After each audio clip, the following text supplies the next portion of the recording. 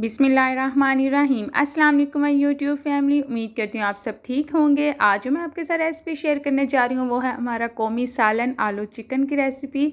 कौमी सालन इसलिए कहा है कि ये हर बच्चे बड़े सबके पसंदीदा होता है। ये करी या आलू चिकन करी बनाना बहुत ही आसान है, स्पेशली कम घर की चीज़ों से बना रहे हैं। कोई इसमें हम दही का इस्तेमाल नहीं कर रहे, यानी कि बाहर से हमने कुछ भी नहीं लाना, जो घर की चीज़ें हैं घर के अंदर मौजूद हैं उससे ये रेसिपी बनाएंगे।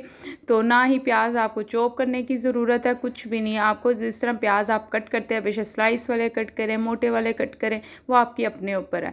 तो यहाँ पे जो मैंने चिकन लिया था वो मैंने आधा किलो लिया था। यहाँ पे मैं चिकन विंग्स का इस्तेमाल कर रही हूँ। आप चिकन जो है वो भी ले सकते हैं, बोनलेस लें या थाइस के पीस, वो आपकी अपनी मर्ज़ी है। तो यहाँ पे आप अनियन स्लाइस चेक कर सकते हैं। तो यहाँ पे मैंने 2 लार्ज वाले जो अनियन है वो कट किए थे। इसके बाद यहाँ पे 2 ही अदद हमने टमाटर डाले हैं इसमें।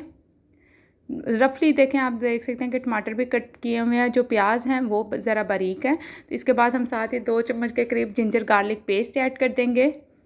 यहाँ पे 1 चम्मच हमने यहाँ पे नमक अपने टेस्ट के अकॉर्डिंग ऐड कर रहे हैं।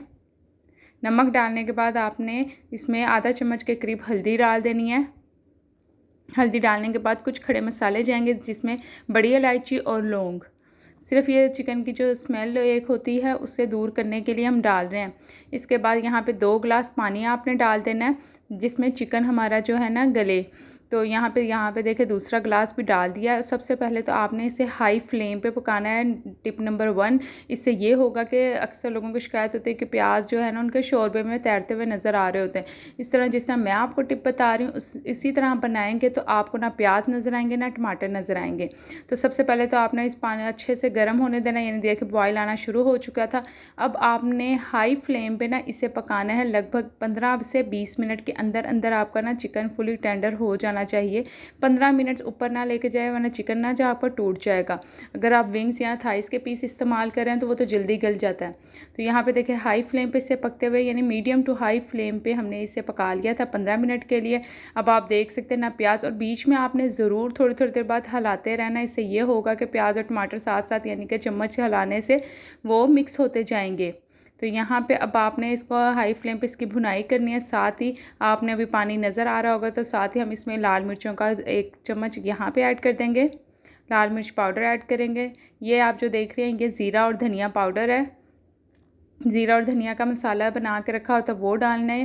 और ये जो खुशबू मसाला अब आप देख रहे हैं ये बड़ी इलायची, दालचीनी और लौंग को मैंने हम वज़न लेकर पीसा हुआ था। ये जब स्पेशली चिकन वगैरह में, बीफ मटन में ये मसाला ज़रूर ऐड किया करें, बहुत अच्छी खुशबू आती है, ना कोई स्मेल आएगी। इसके बाद ये सारे मसाले डालने के बाद आपने हाई फ्लेम पर ही इसकी भुनाई करनी है। तो बस यहाँ पर देखें थोड़ा सा पानी रह गया था, तो इसमें हम घी डालेंगे। मैं घी में बना रही हूँ, आप ऑयल में बनाए, जिस मर्ज़ी में बनाए, बटर में बना सकते हैं, लेकिन ये कि घी में इसका जो टेस्ट है बहुत मज़े का आता है। तो बस आपने इसको इतनी इसकी भुनाई करनी है कि ऑयल सेपरेट होना शुरू हो जाए। ऑयल सेपरेट, और यहाँ पे देखिए प्याज टमाटर साथ साथ ही आपका मसाला बनता जा रहा है। हाई फ्लेम पे करेंगे तो आपको मसाले नज़र नहीं आएंगे, लेकिन अगर आप लो फ्लेम पे छोड़ के जी मसाले अच्छे से हो जाएंगे, प्याज टमाटर गल जाएंगे खुद ब खुद लो फ्लेम पे, तो उससे बहुत मसला आपको यानी मुश्किल हो जाएगी कि प्याज टमाटर गलते नहीं हैं। तो इसलिए हाई फ्लेम पे ही पकाएं। जब देखा ऑयल सेपरेट होना शुरू हो गया तो अब यहाँ पे आपने आलू डाल देना है। यहाँ पे मैंने सिर्फ 2 से 3 अदद आलू लेकर उनको इस शेप में कट कर लिया था, ना बहुत ज़्यादा बड़ा किया ना बहुत ज़्यादा छोटा किया। तो बस इसके बाद आलू डालने के बाद आपने मज़ीद 5 मिनट इसकी भुनाई करनी है। देखिए ऑयल तो सेपरेट हो चुका है, मसाला हमारा यहाँ पे 5 मिनट हमारे कंप्लीट हो जाएंगे। तो बस इधर आपने अपना जो शोरबे के अकॉर्डिंग पानी ऐड करना है। तो बस यहाँ पे मैंने 5 मिनट के बाद आपको दिखाती हूँ कि कितना मैंने यहाँ पे पानी ऐड किया। तो देखें ऑयल ऊपर आपको नज़र आ रहा होगा। तो बस अब शोरबे के लिए हम यहाँ पे फिर से 2 गिलास पानी डालेंगे। यहाँ पे 1 गिलास हो चुका था। अगर आप तो यानी कि रोटी के साथ खा रहे हो तो 1 गिलास काफ़ी है, लेकिन यहाँ पे मैंने चावल के साथ इसको सर्व करना था तो मैंने यहाँ पे 2 गिलास पानी डाला था। तो बस यहाँ पे आप देख सकते हैं कि इसको अब आपने पानी डालने के बाद ना इसको बॉयल आने के लिए पहले हाई फ्लेम पे रखना है। इसके बाद आलू गलने के लिए ना आपने लो टू मीडियम फ्लेम पे ना इसको कवर करके 10 से 15 मिनट आपने लो फ्लेम पे भी मज़ीद कुक कर लेना है। तो बस यहाँ पे देखें हमारे जो 15 मिनट कंप्लीट हो चुके थे और शोरबा हमारा फुली डन है। अभी आपको मैं आलू भी चेक करके दिखाती हूँ। तो यहाँ पे चेक करें कि माशाल्लाह से कितने मज़े का जो हमारा शोरबा आलू चिकन रेडी हुआ है। तो यहाँ पे आलू भी आप चेक कर सकते हैं कि फुली 10 से 12 मिनट के अंदर अंदर हमारे ये भी गल चुके थे।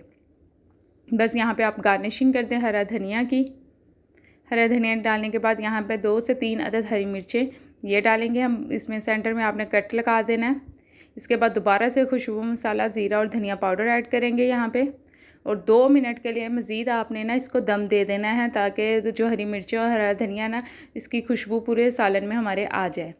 तो यहाँ पे आप चेक कर सकते हैं माशाल्लाह से कितना प्यारा हमारा जो आलू चिकन शोरबा रेडी हुआ था।